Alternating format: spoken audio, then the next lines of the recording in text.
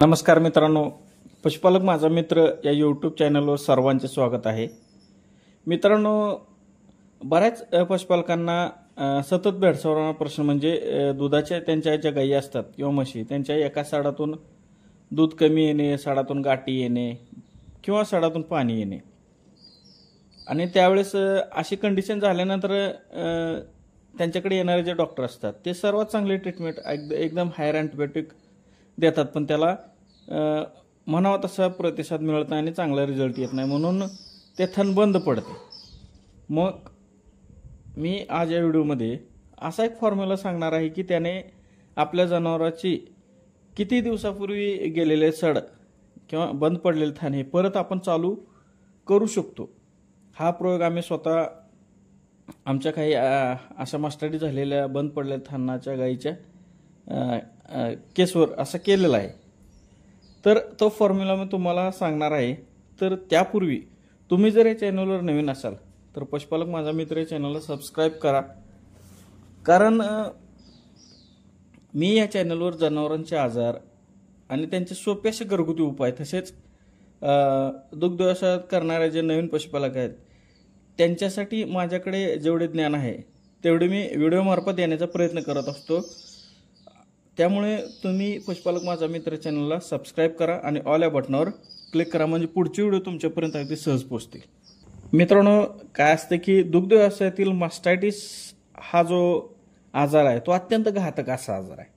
याच्यामध्ये जर वेळेवर आणि व्यवस्थित जर उपचार नाही केला तर आपले चांगले दूध देणारे जी गाय असते किंवा म्हैस असते पूर्णपणे खराब होण्याची शक्यता असते. म्हणजे त्या जनावराची थान जर बंद पडले तर एक सड बंद पडलं तर त्या जनावराला मार्केटमध्ये किंमत नसते आणि यामुळे आपल्या पशुपालकाचे मोठे नुकसान होत असते.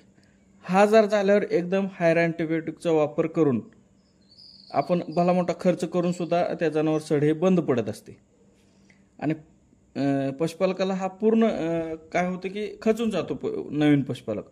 म्हणून एक असा फॉर्म्युला मी सांगणार आहे तो आणि कमी खर्चातला. त्यामुळे बऱ्याच पशुपालकांचा जे थान बंद पडण्याचा जो प्रकार आहे गाईचा किंवा म्हशीचा तो अगदी कमी खर्चात आणि घरच्या घरी ते करू शकतात. अशा प्रकारचे हे उपाय आहेत. मित्रांनो, आता सुरुवातीचा तुम्हाला फॉर्म्युला सांगतो. सर्वात प्रथम आपल्या गाईचे किंवा म्हशीचे जे सड बंद पडलेले आहे ते जनावर हे प्रेग्नेंट असलं पाहिजे आणि गाभण राहिल्यानंतर 7व्या महिन्यात आपण ते जनावर आठवतो म्हणजे ड्राय करतो. हे सगळ्यांना माहितीच आहे. बऱ्याच जणांना माहित आहे की गाय प्रेग्नेंट राहिल्यानंतर 6व्या महिन्यात संपवताना 10-15 दिवस बाकी असताना आपण ड्रायला घेतो. मग त्यावेळेस आपण सड बंद पडलेले जे जनावर असते 7 महिन्याचे गाभण असताना बंद करतो. त्यावेळेस त्याच्या चारही साडामध्ये आपण एकदम जे चांगल्या ब्रँडेड कंपनीची जी ट्यूब असते ते सोडायची, चारही साडामध्ये सोडायची आणि आपण गाय बंद करायची. ही पहिली स्टेप झाली. नंतर आपले जनावर विण्यापूर्वी म्हणजे 2 महिने आपण बंद करतो. 7 महिने पूर्ण झाल्यानंतर 8वा आणि 9वा. मग त्याच्यामध्ये 8वा महिना सुरू झाल्यानंतर पहिल्या आठवड्यामध्ये आपल्याला त्या गाईच्या जे आपले बंद पडलेले सड आहे त्याच्यामध्ये हे ट्यूब सोडायचं आहे आणि आणखीन वेळेस ते चांगल्या अशा ब्रँडेड इंट्रामेम्ब्रेनची ट्यूब असते म्हणजे केप्रावेन वगैरे हे ब्रँडेड ट्यूब सोडायचे फक्त बंद पडलेले. नंतर विण्यापूर्वी 1 महिना अगोदर म्हणजे प्रत्येक ज्यावेळेस आपण ड्राय करतो त्याच्यानंतर प्रत्येक 15 दिवसाला हे इंट्रामेम्ब्रेन ट्यूब आपण सोडायचे.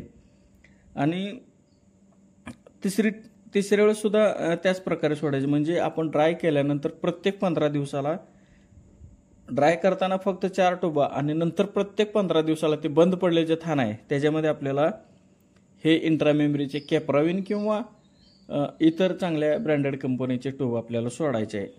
ही झाली आपल्याला पहिली स्टेप. मित्रांनो, ह्या सुरुवातीच्या स्टेप नंतर ज्यावेळेस आपण शेवटचे ट्यूब सोडतो म्हणजे गाय विण्यापूर्वी 15 दिवस असताना जे इंट्रामेम्ब्रेन बंद पडलेले थानामध्ये केप्राविन किंवा इतर चांगले ट्यूब सोडतो त्याच्यासोबत व्हायटमेच नावाचे जे लिक्विड आहे, व्हायटमेच असेल किंवा मल्टीस्टार असेल किंवा एखाद्या चांगल्या कंपनीचं असेल या प्रकारचे जे लिक्विड असते बायोटिनचे ते दररोज शेवटचे 15 दिवस सकाळी 10 मिली आणि संध्याकाळी 10 मिली अशी आपली गाय वीपर्यंत आपल्याला तिला पाजायचं आहे.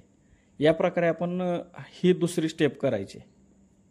आणि हे करत असताना हा जो फॉर्म्युला आहे हा आपली गाय गाभण असताना ड्राय करताना कशा प्रकारे आपण आपल्या गायीची थान चालू करण्यासाठी जो उपाय करायचा आहे तो इंट्राम्युनिबल ट्यूब आणि हे लिक्विड हे गाय विण्यापूर्वी अशा प्रकारचा हा उपाय. आता मित्रांनो, आता आपण काय केले की विण्यापूर्वी कशा प्रकारे आपण उपाय करू शकतो हा बघितला. आता तुम्हाला दुसरा उपाय सांगतो की आपली गाय विल्यानंतर आपण काय करायचं म्हणजे आपल्या गायची किंवा म्हशीचे बंद पडलेले थान हे चालू होऊ शकते.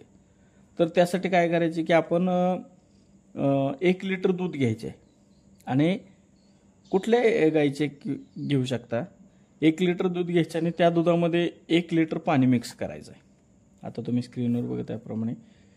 त्याच्यानंतर आपण काय करायचं, सुंठ घ्यायचे. सुंठीची पावडर ही आपण 50 ग्रॅम घ्यायचे. लक्षात घ्या, 1 लिटर दूध 1 लिटर पाणी, सुंठची जी पावडर आहे त्याची 50 ग्रॅम पावडर. आणि सर्वात महत्त्वाची गोष्ट म्हणजे हळद. ही प्रत्येक आजारामध्ये हळद उपयोगाची असते. ते तर तुम्हाला माहीत आहे, मी बऱ्याच व्हिडिओमध्ये हळदीचा माहिती सांगितलेली आहे. तर हळदसुद्धा आपल्याला या फॉर्म्युल्यामध्ये घ्यायची आहे.